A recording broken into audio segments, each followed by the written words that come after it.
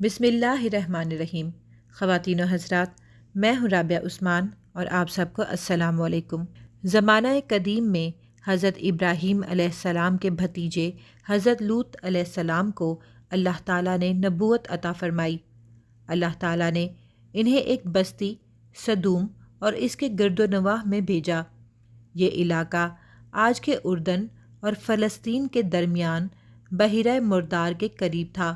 یہ بستی اپنی بدکاری، ظلم، چوری، راہزنی اور سب سے بڑھ کر ہم جنس پرستی میں بدنام تھی۔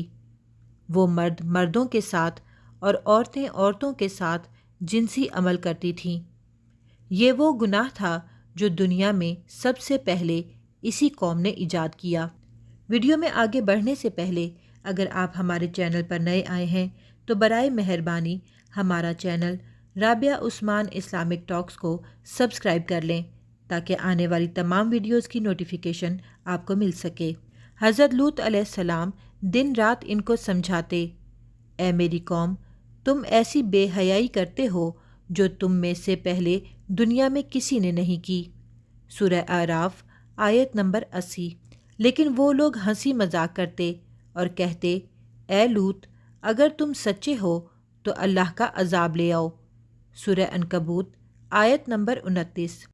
ایک دن اللہ تعالیٰ نے 3 فرشتے حضرت جبرائیل علیہ السلام، حضرت میکائیل علیہ السلام اور حضرت اسرافیل علیہ السلام کو حسین و جمیل نوجوانوں کی شکل میں حضرت لوط علیہ السلام کے پاس بھیجا۔ وہ پہلے حضرت ابراہیم علیہ السلام کے پاس گئے اور انہیں بیٹے کی خوشخبری دی، پھر لوط علیہ السلام کے پاس پہنچے۔ جب حضرت لوط علیہ السلام نے انہیں دیکھا تو فوراً سمجھ گئے کہ اگر یہ قوم جان گئی تو ان نوجوانوں کی عزت خطرے میں ہے۔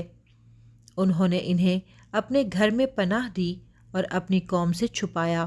قوم کو خبر مل گئی، وہ دروازے پر جمع ہو گئے، شور مچایا اور کہا، اے لوط، یہ مہمان ہمارے حوالے کر دو۔ حضرت لوط علیہ السلام نے کہا، یہ میری بیٹیاں ہیں جو تمہارے لیے زیادہ پاکیزہ ہیں۔ سورہ ہود آیت نمبر 78۔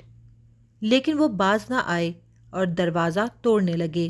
اس وقت فرشتوں نے کہا، اے لوط، ہم اللہ تعالیٰ کے بھیجے ہوئے فرشتے ہیں، یہ تمہیں نقصان نہیں پہنچا سکیں گے۔ تم رات کے وقت اپنے گھر والوں کو لے کر نکل جاؤ، پیچھے مڑ کر مت دیکھنا۔ سورہ ہود آیت نمبر 81۔ جب حضرت لوط علیہ السلام اور ان کے اہل ایمان بستی سے نکل گئے تو صبح کے قریب اللہ تعالیٰ کا عذاب نازل ہوا۔ حضرت جبرائیل علیہ السلام نے اپنے پر کے کنارے سے پوری بستی کو اٹھایا، یہاں تک کہ آسمان کے فرشتوں نے ان کے کتوں اور مرغوں کی آوازیں سنی، پھر الٹا کر زمین پر دے مارا۔ آسمان سے پکی ہوئی مٹی کے سخت پتھر برسائے گئے، ہر پتھر پر مجرم کا نام لکھا تھا۔ سورہ ہود آیت نمبر 82، سورہ حجر آیت نمبر 74۔ کچھ لوگ زمین میں دھنس گئے، کچھ پتھروں سے مارے گئے۔ حضرت لوط علیہ السلام کی بیوی کافروں کے ساتھ تھی، وہ دل سے قوم کے ساتھ تھی، وہ بھی عذاب میں ہلاک ہوئی جیسا کہ قرآن پاک میں آیا ہے، سوائے اس کی بیوی کے وہ پیچھے رہ جانے والوں میں سے تھی۔ سورہ اعراف آیت نمبر 83۔ آج بھی بحیرہ مردار ڈیڈ سی اس بستی کی جگہ پر ہے جہاں زندگی ممکن نہیں۔ یہ اللہ تعالیٰ کی طرف سے قیامت تک کے لیے ایک نشان عبرت ہے۔ رسول اللہ صلی اللہ علیہ وآلہ وسلم نے فرمایا، جس پر قوم لوط کا عمل پایا جائے اسے اور اس کے عمل کرنے والے کو قتل کر دو۔ ترمذی 1456۔ یہ قصہ ہمیں سکھاتا ہے کہ بدکاری اور اللہ تعالیٰ کے حکم کی کھلی نافرمانی قوموں کو برباد کر دیتی ہے۔ ہم جنس پرستی ایسا گناہ ہے جو اللہ تعالیٰ کے غصے کو بھڑکاتا ہے اور زمین سے اللہ کی رحمت کو دور کر دیتا ہے۔ ناظرین، اسی امید کے ساتھ اجازت دیں کہ آپ کو ہماری ویڈیو پسند آئی ہوگی۔ ملتے ہیں بہت جلد ایک نئی اسلامی، تاریخی اور تحقیقی ویڈیو کے ساتھ۔